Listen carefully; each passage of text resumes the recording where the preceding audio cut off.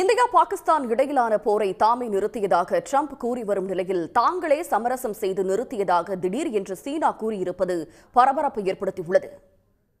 பெஹல்காம் தாக்குதலை தொடர்ந்து கடந்த மே 7ஆம் தேதி பாகிஸ்தான் மீது ஆபரேஷன் சிந்தூர் நடவடிக்கையை இந்திய ராணுவம் மேற்கொண்டது. இதில் 100க்கும் மேற்பட்ட பயங்கரவாதிகள் கொல்லப்பட்டதாக இந்தியா அறிவித்த நிலையில் இந்தியாவின் 5 போர் விமானங்களை சுட்டு வீழ்த்தியதாக பாகிஸ்தான் கூறியது.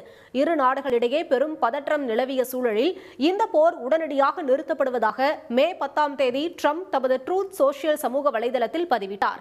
இதையடுத்து மோதல் முடிவுக்கு வந்த நிலையில் இந்தியா பாகிஸ்தான் போரை தாமே நிறுத்தியதாக இதுவரை 70க்கும் மேற்பட்ட முறை ட்ரம்ப் கூறியுள்ளார்.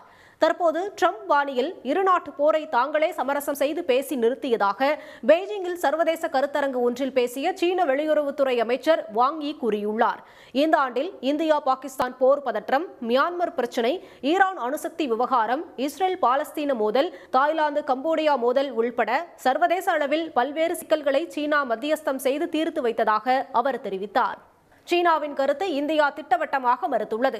இந்தியா பாகிஸ்தான் ராணுவ செயல்பாட்டுக்கான இயக்குநர்களிடையே நடந்த நேரடி பேச்சுவார்த்தையை தொடர்ந்துதான் போர் நிறுத்தம் ஏற்பட்டதாகவும் இதில் எந்த மூன்றாவது நாட்டின் தலையீடும் இல்லை என்றும் இந்தியா தெரிவித்துள்ளது. சீனாவிடமிருந்து வாங்கப்பட்ட ரேடார் உள்ளிட்ட நவீன கண்காணிப்பு கருவிகளை இந்திய ராணுவம் முடக்கி பாகிஸ்தானில் பயங்கரவாதிகளை குறிவைத்து தாக்குதல் நடத்தியதை திசை திருப்பவே சீனா இவ்வாறு கூறத் தொடங்கியுள்ளதாக அரசியல் நோக்கர்கள் கூறுகின்றனர்.